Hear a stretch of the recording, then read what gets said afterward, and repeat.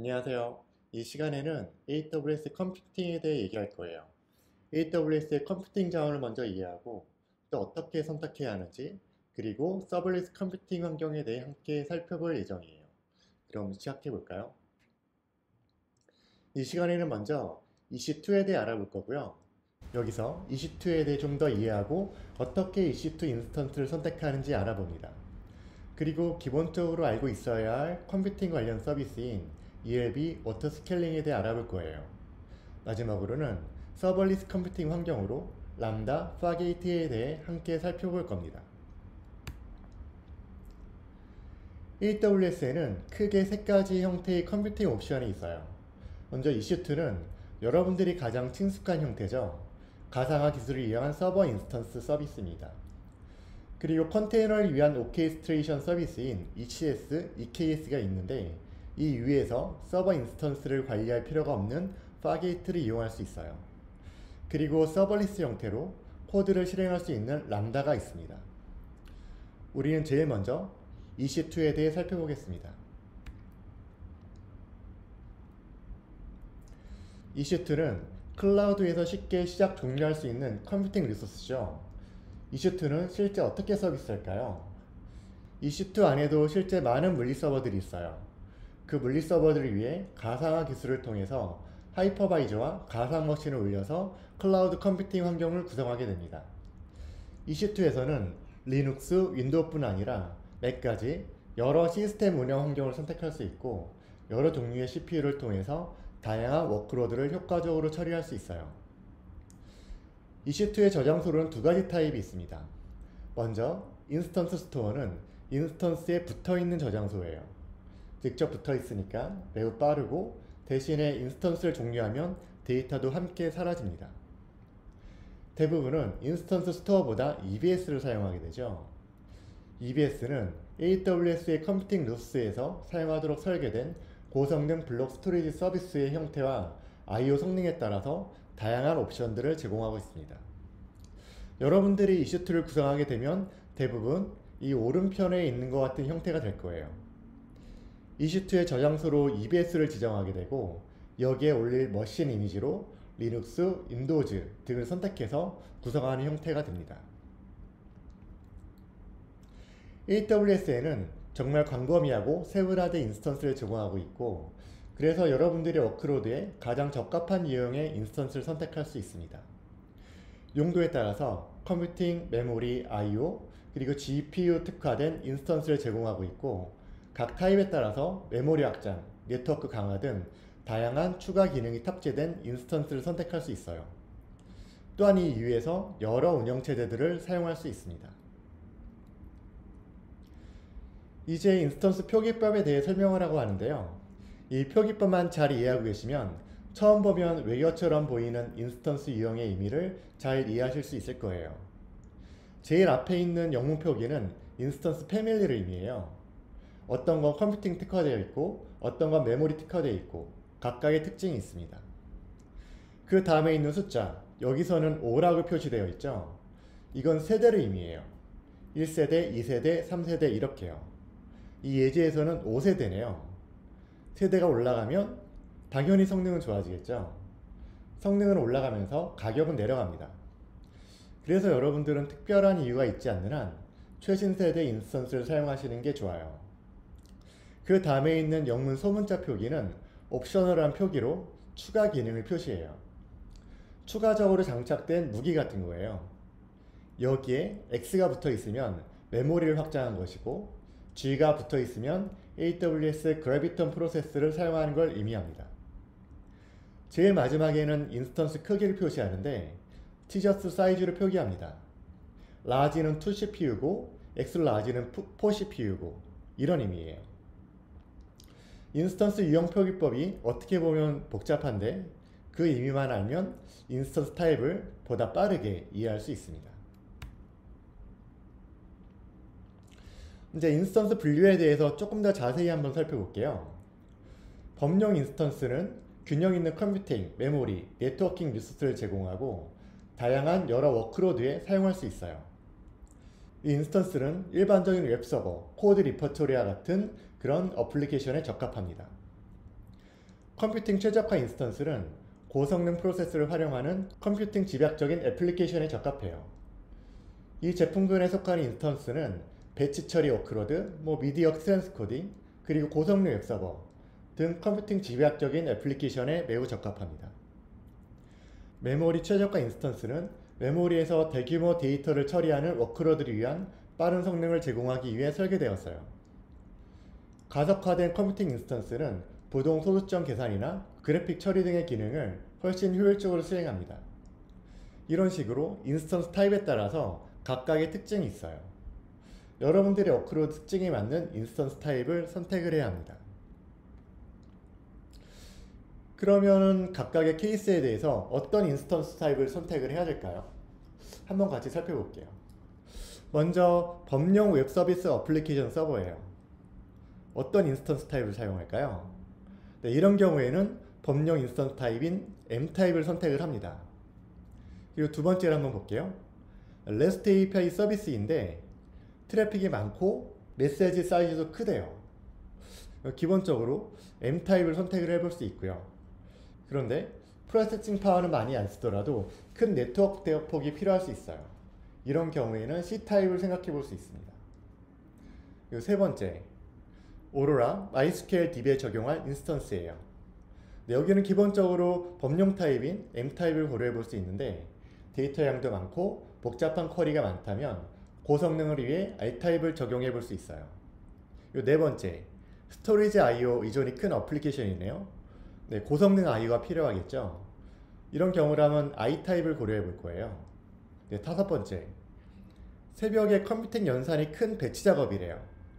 네, 그럼 일단 컴퓨팅 연산이 크니까 C타입을 고려해 볼 거예요. 그리고 새벽 시간에 잠깐 도니까 스팟 인스턴스를 사용해 볼 겁니다. 네, 이런 식으로 여러 사용의 형태에 따라서 그에 맞는 인스턴스 타입을 선택을 하는 게 좋아요. 그럼 이제 인스턴스 크기에 대해서 한번 알아볼게요. AWS에서는 인스턴스 크기는 티저트 사이즈 표기로 사용합니다. 티저트 사이즈가 하나씩 증가하면서 CPU, 메모리 크기도 거의 2배씩 증가해요. 그리고 가격도 거의 2배씩 증가합니다. 엑스라지 한 대를 운영하는 비용하고 엑스라지 4대를 운영하는 비용하고 거의 같아요.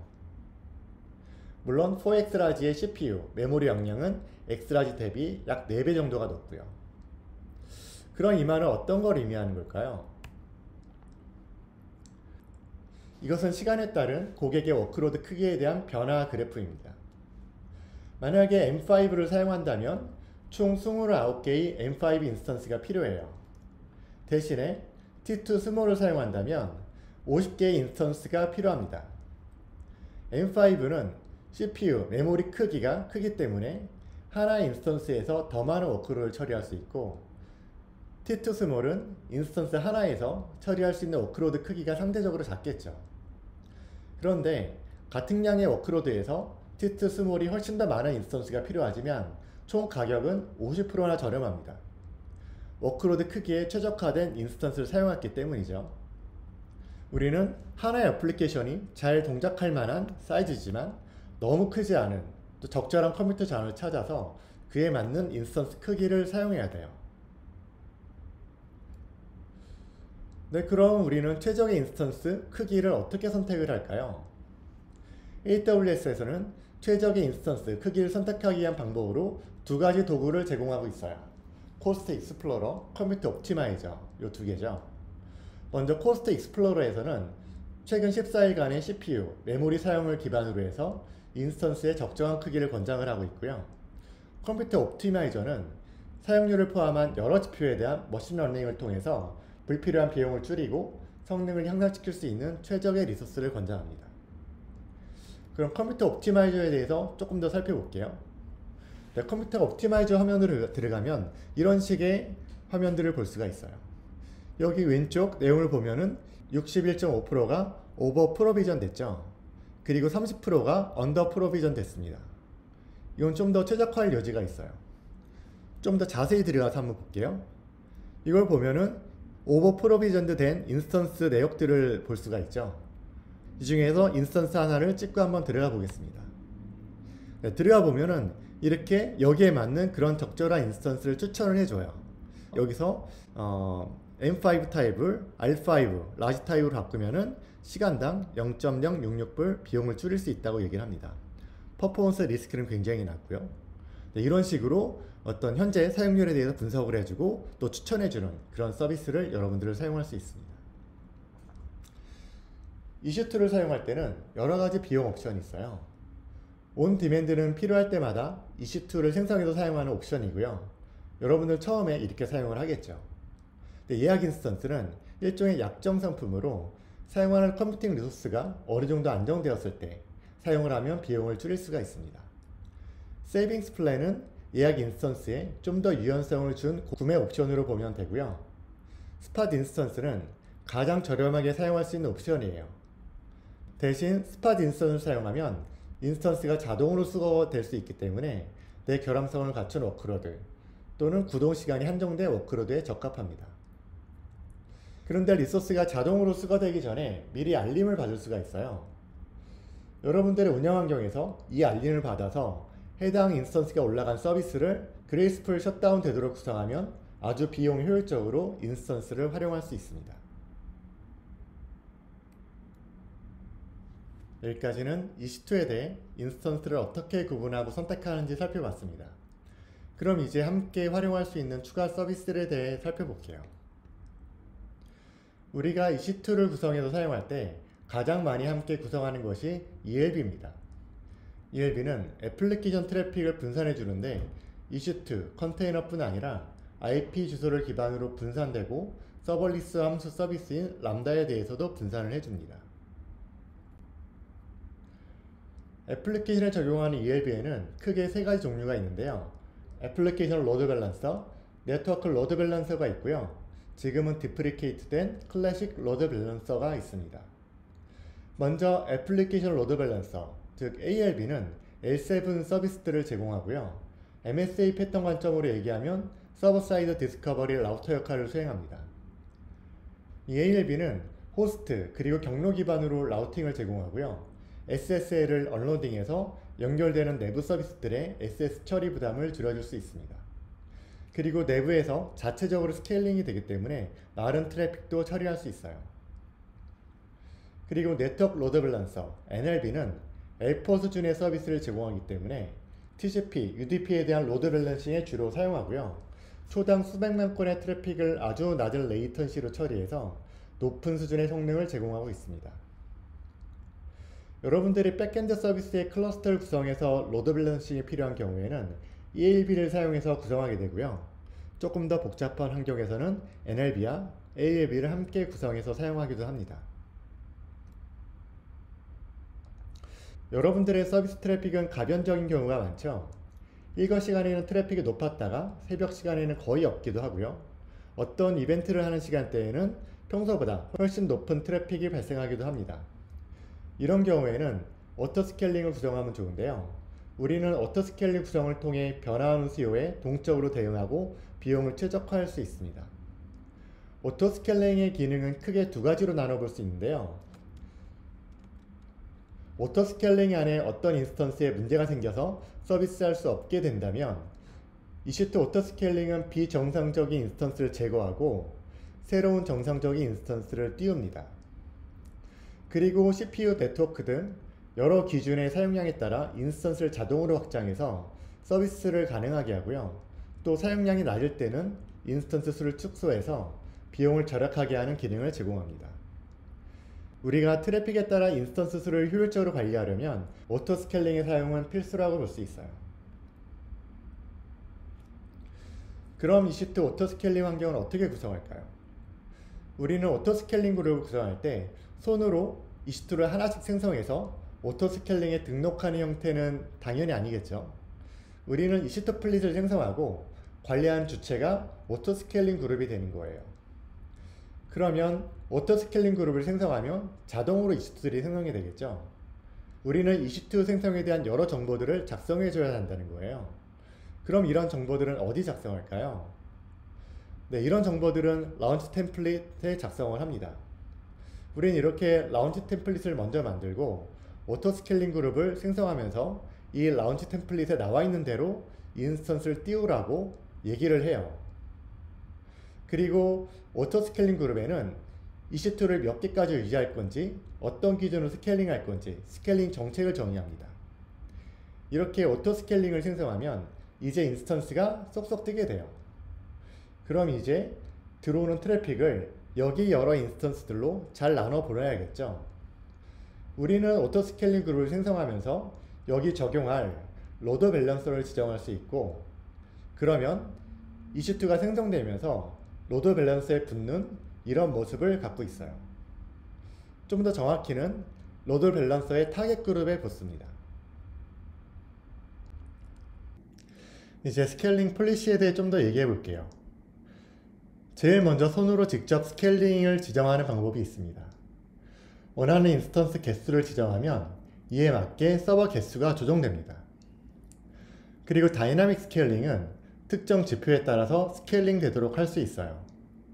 예를 들어 CPU 사용량이 70%가 넘어가면 스케일링 되게 하거나 특정 클라우드와치 매트릭 기준에 따라서 스케일링 되게 할 수도 있습니다.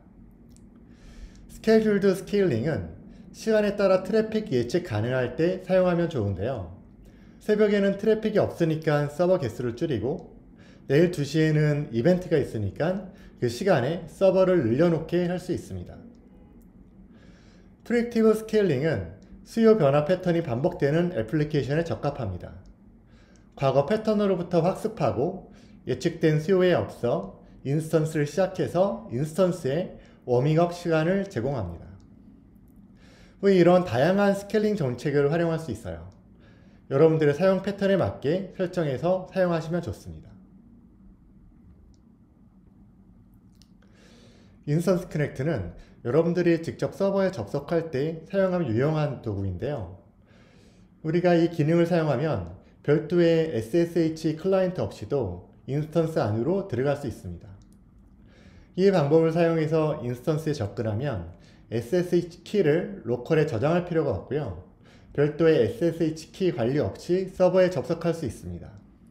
또 이런 모든 접속 내역들은 모두 클라우드 트레일에 로깅되기 때문에 감사를 위해 활용할 수도 있습니다. 우리가 EC2를 사용할 때 EC2에서 어떤 어플리케이션 서비스를 이용한다면 처음 인스턴스가 시작될 때 무언가 실행하도록 해야 하는 경우가 많이 있습니다. 예를 들어서 OS 환경을 업데이트한다거나 애플리케이션 설치, 여러 데몬, 에이전트를 실행하는 경우가 많이 있죠. 이럴 때 우리는 인스턴스를 생성하면서 사용자 데이터를 입력할 수 있어요. 여기에 쉘 스크립트를 작성하게 되면은 인스턴스가 시작되면서 자동으로 이 스크립트를 실행합니다. 이것은 많은 분들이 실제 유용하게 사용하는 기능이에요. 이것은 여러분들이 인스턴스를 생성할 때 가장 아래쪽에 있는 옵션에 보면은 이렇게 사용자 데이터를 입력할 수 있는 창이 있습니다. 거기에 원하는 그런 스크립트를 작성하면 돼요. 네, 지금까지 이제 컴퓨팅을 활용할 때 사용하는 추가 서비스에 대해서 알아봤고요. 이제는 서버리스 컴퓨팅에 대해서 알아보겠습니다. 네, 먼저 우리 서버리스란 어떤 건지 한번 같이 살펴보도록 하죠. 네, 서버리스의 특징은 기본적으로 프로비전하거나 관리할 인프라가 없습니다. 이런 일들은 여러분들이 보이지 않게 자동적으로 AWS 안에서 수행이 돼요. 그리고 사용량에 따라 자동으로 스케일링 됩니다. 서버 유닛 단위가 아니라 실제 여러분들이 사용한 작업 유닛 단위로 스케일링이 돼요. 그리고 여러분들이 사용한 만큼만 비용을 지불합니다. 실제 사용량이 없으면 비용을 지불하지 않아요. 그리고 보안적으로 안전하고 높은 가용성을 제공합니다. 우리가 서버리스를 말한다면 서버 운영에 필요한 여러가지 짐을 제거했다는 얘기예요. 그래서 사용자분들은 인프라 관리 및 확장보다 애플리케이션 개발에 보다 집중할 수 있게 도와줍니다. AWS에는 두 개의 서버리스 컴퓨팅 옵션이 있어요. 첫째로 AWS 람다로 서버리스 함수 서비스를 제공합니다. 람다를 사용해서 여러분들은 개발 운영에 보다 민첩하게 대응할 수 있고요. 개발자분들은 코드를 작성하고 이 코드를 실행하기 위한 트리거를 정의합니다. 그리고 요청에 따라 시작 정지, 그리고 자동으로 스케일링이 돼요. 두 번째로는 컨테이너를 위한 서버리스 컴퓨팅 엔진인 파게이트가 있습니다. 여러분들이 컨테이너 실행 환경, CPU, 메모리 등을 지정하면 이에 맞게 컴퓨팅 환경을 준비하고 컨테이너를 시작합니다. 그럼 파게이트에 대해서 조금 더 살펴보겠습니다. 파게이트는 컨테이너를 위한 서버리스 컴퓨팅 엔진이에요. 여기서 서버리스란 말은 여러분들이 서버를 관리할 필요가 없다는 것이고요. 여러분들은 애플리케이션을 동작하기 위한 EC2 인스턴스를 시작하거나 하는 일들을 직접 하지 않아도 됩니다. 그리고 파게이트는 컴퓨팅 엔진이에요. 컨테이너를 실행할 수 있는 컴퓨팅 엔진인 거죠. 컨테이너는 클라우드 애플리케이션을 쉽게 빌드하고 스케일링할 수 있는 환경을 제공합니다. AWS에서는 두 개의 컨테이너 서비스를 제공해요.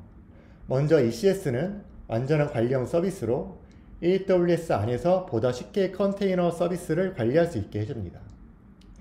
EKS는 관리형 쿠버네티스 서비스로 쿠버네티스 인증된 업스트림 쿠버네티스에서 실행되는 기존 애플리케이션과 호환됩니다. 우리는 이 컨테이너 서비스에서 컨테이너를 실행할 컴퓨팅 리소스로 EC2 또는 파게이트를 사용할 수 있는 것이죠. 그럼 파게이트를 사용했을 때의 이점은 무엇일까요? 먼저 파게이트는 서버리스라서요. 인스턴스를 프로비저닝하거나 관리할 필요가 없어요. 파게이트가 실행되는 환경은 완전히 분리되어 있고 서버의 지속적인 패치 등을 하지 않아도 됩니다. EC2 위에 컨테이너를 올리게 되면 많은 경우 EC2의 리소스를 다 사용하지 않게 되는데요. 컴퓨팅 리소스를 오버 프로비저닝 할 필요 없이 컨테이너에서 필요한 단위에 대해서만 설정해서 사용할 수 있어요. 파게이트는 인프라에 대한 전반적인 관리 비용을 줄여주고 리소스를 보다 효율적으로 사용해서 비용을 절감할 수 있게 해줍니다. 그럼 파게이트는 어떻게 사용할까요? 간단합니다. ECS는 컨테이너 이미지를 어떤 환경에서 실행할 건지 태스크 데피니션에 정의하게 되는데요.